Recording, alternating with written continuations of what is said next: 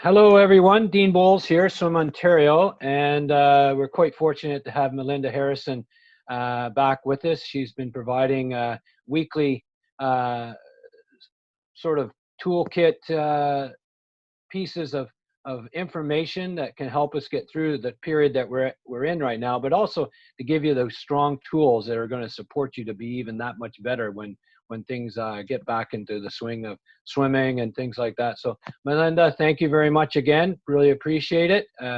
Melinda's the author of Personal Next, a book that's being launched this month, and quite excited with all the research, and I feel very privileged that I've been been able to peek in and be part of your journey. I really appreciate that, and it's been a good educational piece for me. So welcome, Melinda. Thank you. Happy to be here and excited about today's topic. Mm-hmm. Yeah, influences on the choices you make, and it's Correct. and I think if anybody's been paying attention to our series, you'll see how things are fitting in, piecing in. Yep. And it circles back a little bit. You make a note of the athlete DNA, and that was one of the first talks you had. So quite interesting. And I see this series being one that we can just keep circling back each one and touching on it, and just keep, I would say, strengthening our system. I guess we talk about our energy systems and stuff like that, but we're actually strengthening our emotional and mental system. Right. And the whole idea around any type of coaching program, whether it's coaching on deck or, as I do, coaching with individuals, it's about building a constant set of muscles, building them up, and then using those muscles in actual situations. And so in this case, a couple of weeks ago, we talked about control and trying to control what you can in these situations. Today we're going to go backwards and think, well, how is it that decisions are actually made? How do we actually make choice? And behind that, what are the influences that affect choice? So probably next week we'll actually get into the 4 different types of choices, but this week I really want to dive into those influences that affect the decisions that you make every day. Perfect. Great. Okay, let's get on with it. Share my screen here. So it's important to understand that choice is complex. And to understand the complexity of choices, it's important that we understand those influences that affect our day-to-day decision making. And this is applicable to anyone, swimmers, coaches, and organizations. And so over the years, I developed this model that I think reflects the 3 different areas that influence our decisions. The first area is your physical body, and I'll get into some of those influences in a second. The second area is your psyche, and I call it your head and your heart. So your thoughts, but also your emotions. And the third area is how I relate to the world. So how am I seen in the world, and how do I feel the world relates to me? And it's complex, as you can see, when you're standing in the middle of that circle. Okay, we'll just go. You can see influences from the physical body that affect me. And so if you think of an athlete and you think about how would the following scenarios influence my approach to a good decision. So exercise is a really good example of this. When you're not exercising, when you're not in your normal routine, when you're not doing the physical exertion that you normally do day in and day out, how does that affect the decisions you make? I know for me personally, it affects me greatly. My day never really gets going unless I do a little bit of exercise in the morning. And if I don't exercise and I think I need to exercise, then I can get that overwhelming feeling of should. So exercise is a really important part of how I make good decisions. But other examples are, if you don't get a lot of sleep for one night, or you have poor nutrition, or if your hormones are out of balance, or if you have a nagging injury, or you're feeling sick, Mm-hmm. or your organ functions, such as your bowels, are out of function, or if you can't figure out how to control your rate of breath. These are all physical things that affect decision making. If you scan this listing, do you see one that would affect your decision making? Well, absolutely. A lack of sleep, it definitely plays a role on that. It may not immediately affect me, but it definitely affects me if it's, a few days in a row. It makes such a difference and I don't need a lot of sleep, but if I can get a good sleep, restful sleep, then things work out right off the bat in the morning all the way through. But when there's, a buildup, then there's moments. It may not happen right off the bat in the day, but it will affect me sometime in the day, or there's a crash. So I find the sleep piece really, really important. Yeah. Now, another one for me is fluid intake. Mm. I find that if I don't drink enough water during the day, then at nighttime, like later on in the day, I can get sugar cravings. And I don't know if scientifically that is relatable or not, but I do find that if I drink water, I tend not to get as many sugar cravings as I would if I don't drink water. Yeah, that's absolutely true. The water is sort of a flushing agent, and if you don't flush, obviously, then you keep all the nasties inside, and has a negative impact for sure. Another one is alcohol, and alcohol is absolutely a depressant. But during this virus, we have been absolutely adamant that we don't have a glass of wine during the week, no matter what. And I notice something that's quite frightening to me, that I'm much more alert. It's not that I drink a lot of wine, like maybe a glass or two a couple times a week, but I do notice that my decision making is better. I think better, and my decisions are better. So that's something that has been this little experiment that during the week, Sunday to Friday night, no wine. We have one glass on Friday and one glass on Saturday. Mm-hmm. No, it is a good point, especially to the adults in this whole process, that we see some of the funnies that come across our screens during the day, and talks about that, but at the same time, it will have an impact that's not positive, for sure. Right. It's also important here, as we look at this list and as we go through the other lists, that we think about what are the positive influences on our decision making, not just the negative influences. Mm-hmm. Mm-hmm. And so taking a step back and thinking, how does excitement help me make good decisions? When you're on the deck and your swimmers are racing, and you feel excited for them, but you still have to make good decisions as you talk to the next athlete. So, it's interesting to think about how these physical things can help you make good decisions, but they also influence you in not so good decisions. Right, exactly. So, and then you have your psyche. So I think of this as the head and the heart, the soul of the individual. And in my coaching practice, the psyche, we talk about the itty bitty shitty committee, that little devil that sits, excuse me, young swimmers. Can you say that again, please? I like that. It's called the itty bitty shitty committee. Yeah. It's the one that tells you you're not good enough, that you don't fit in, that, I could go on and on.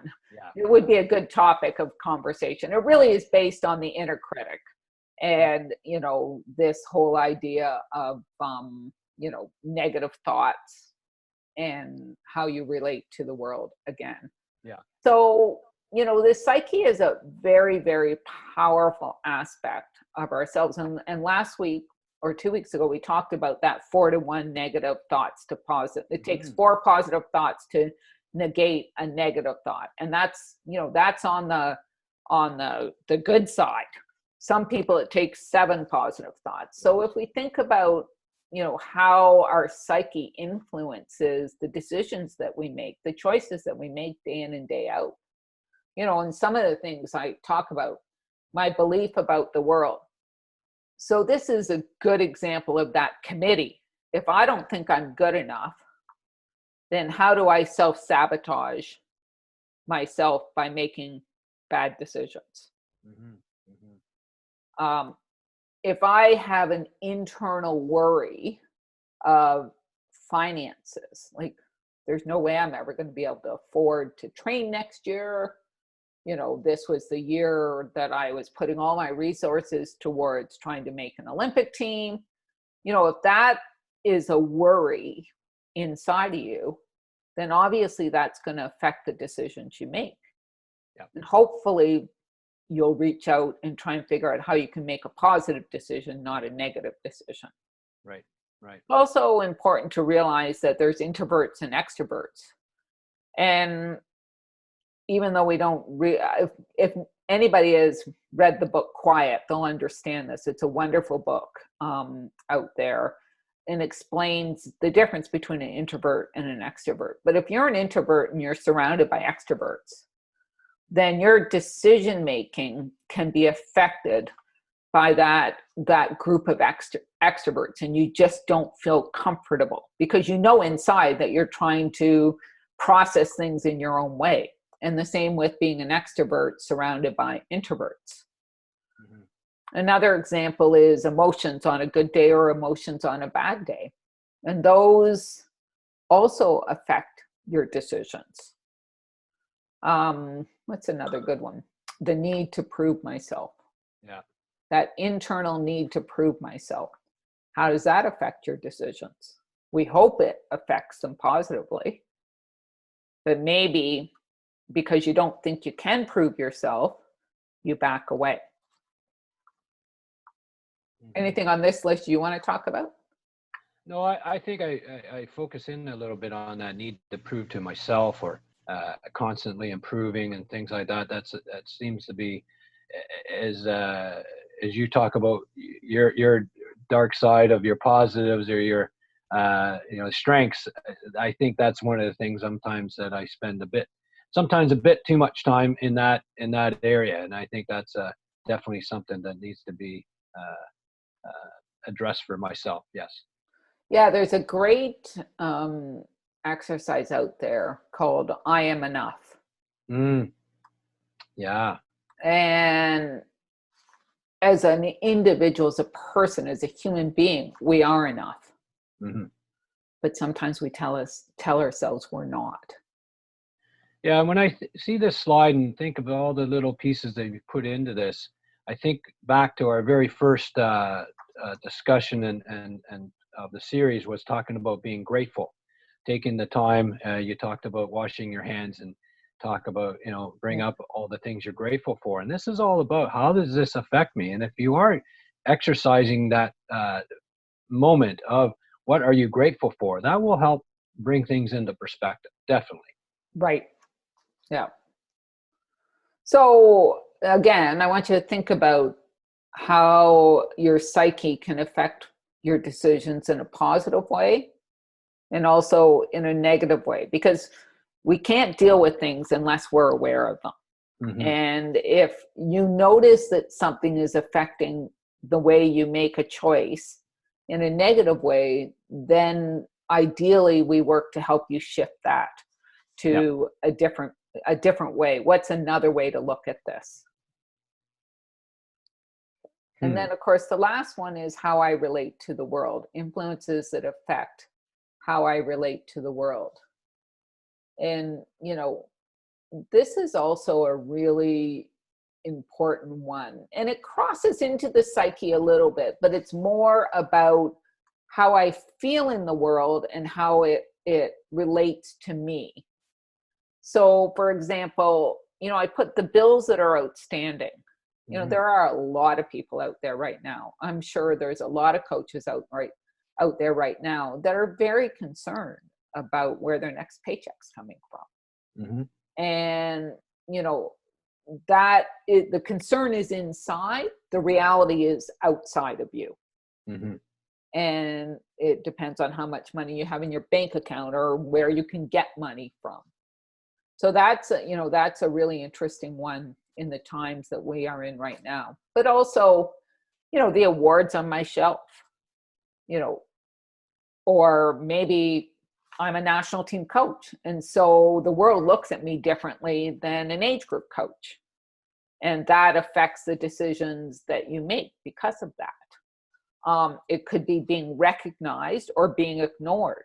If you're ignored, then you're going to make different decisions than if you are recognized. Mm-hmm. If everybody assumes that you've got everything going for you, then you're going to make different decisions. Yeah.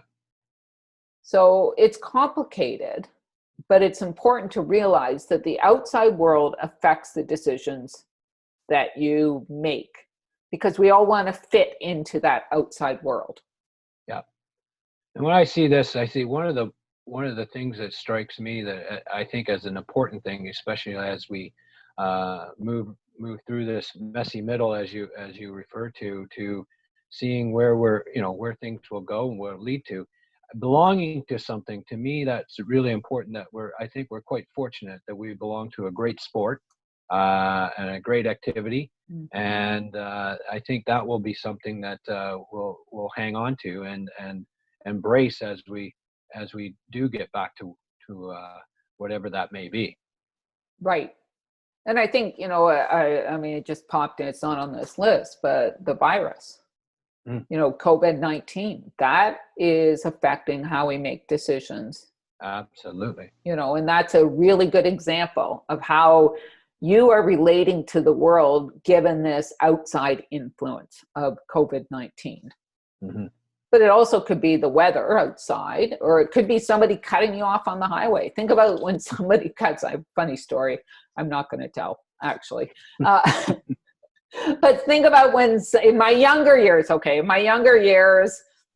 when my husband and I were dating, we got cut off on the Gardner, and I gave the guy the finger. And he chased us down the highway for about 5 miles, and it was crazy. And from then on, I always have reacted a different way when somebody does something on the highway to you. So I think it's important to realize that even being cut off on the highway is going to affect the decisions that you make. Yep. Absolutely. And that's where I think it's really important to learn this whole process of how to take a pause and how to evaluate, how to do a bit of a self-evaluation. I think that's the wonderful thing that you're able to offer to us, is to have some tools and put these tools into use. I think that's what this is really all about. Yeah. So here you have, the 3 areas that I believe affect the choices you make, and then of course the decisions you execute, and really understanding how they interrelate, as well as the ultimate result it has on your goals going forward. Mm-hmm. I think of our athletes out there, and I think of our coaches out there, and the times we are in, and all of these things are being affected. They're all influences right now that are affecting everybody. Yeah. So it's just a matter of how we allow these influences, and what can we do to have better outcomes. I guess right. That's how I do a bit of interpretation. Yeah, and that's exactly right. And it's all around, again, this whole concept of awareness. If you're not aware that the influence is affecting you, then you're not aware how to change that influence to make it a positive instead of a negative. So this is the important thing, though. And it's great to understand how your own influences affect you. Mm-hmm. But you cannot assume those influences will affect another person the same way. So if you go back to sleep, for example, some people can survive on little sleep and still make great decisions. Other people need a lot of sleep to make great decisions. Hmm. Hmm. If you go into the COVID-19, for example, some people are making great decisions despite the situation, and other people are not. Yes. And if you go into, thinking about the influences and the head and the heart around the postponement of the Olympics, the postponement of our whole season as a swimmer, what's going to happen, the worry around that. Some people are going to make great decisions day in and day out, despite the thoughts that you might have in your head, and other people are not going to make great decisions. Hmm. So how influences affect you don't necessarily affect your best friend, your partner, your colleague, a parent, a sibling, a teammate, or anyone else. Yeah. When I see this, I think of what my mother would always say is you don't really understand somebody until you walk a mile in their shoes, the old saying. And that is it. Whatever is affecting me doesn't mean that everybody will understand, but you have to go through that process to you know, to listen, to become informed, and hopefully it comes out in the way it should be. And one of the things we've been working on at Swim Ontario is about the next steps and how things are going to look at. And a lot of the time, a lot of the decisions are being made by adults, and we forget a little bit that we need to take a look at through the lens of the athlete or of the swimmer or the young swimmer. And so we are going through a bit of a process to get some of that feedback, which is really important because we all know when adults make decisions, it's made from what they know and where they stand in the line, sort of thing. But we have to look at what our clients or our participants, our athletes are of our focus. So we need to listen to a little bit of what they're saying too. Right. And, the best way you can listen to that is by asking questions. Yeah.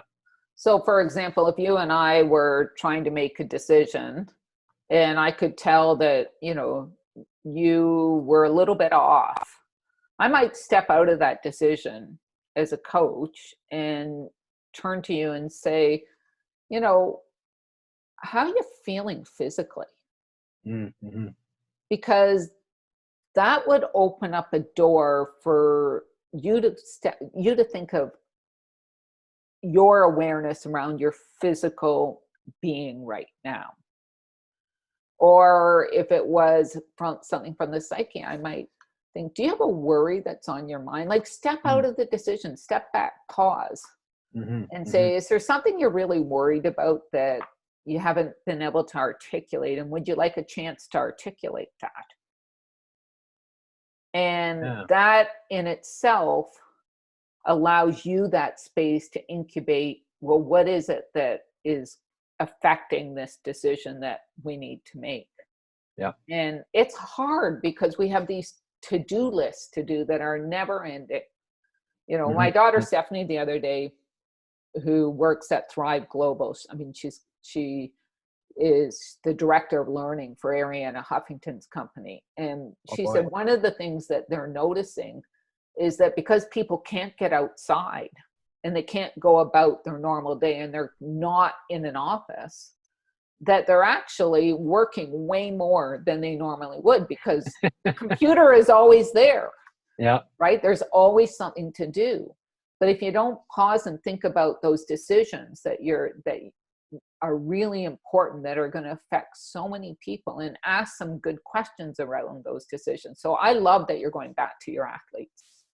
Yeah. It's so important. I think we're trying to do what we feel is right, trying to gather the right information, make the best informed decision along the way. But part of that is making sure all the, we'll call it stakeholders, we understand what they see, they see and what they feel. So we're going through a process of that. That's fantastic. Okay, so I want you to think back to a couple of weeks ago or a few weeks ago, and what were the positive influences that supported you as you moved towards your goals? And then think of today, and what are the positive influences that are supporting you in your goals today? And then, are there negative influences creeping in? Think about what's changed or not changed and what you can do to keep yourself on track. Wow. This would be a great thing to start off the morning with. My goodness. Yeah. Wow. You find a way to always, at least for me anyways, to hit a bit of a, sweet spot in where I have to pause and I have to actually think about it. And I internalize it. I go, this would be a very good tool right here. Yeah. Yeah. Yeah. So that's my, what I'd like you to take away from this. Wow. I think this in itself can be a great tool for everyone, coaches and club administrators and officials, athletes, no matter what stage they're at. I think this is like it helps take that moment and that pause, and it's almost to the point where we talk about the exercise of practicing what you're grateful for. This is actually a really good day starter.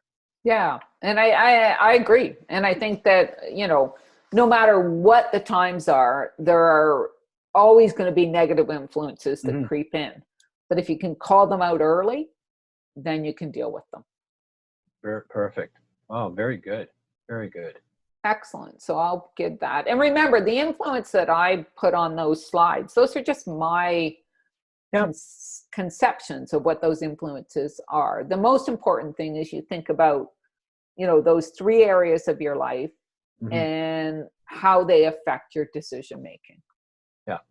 I think it's one of those things that sort of, it's part of peeling. I always describe things as peeling the layers of the onion a little bit, and peel back a little bit, allows a bit more to thought-provoking moments. And sometimes we're so busy doing that we don't do that. And so again, I'll keep saying that this is the perfect time to be trying to build up the exercise of a process or skills or tools.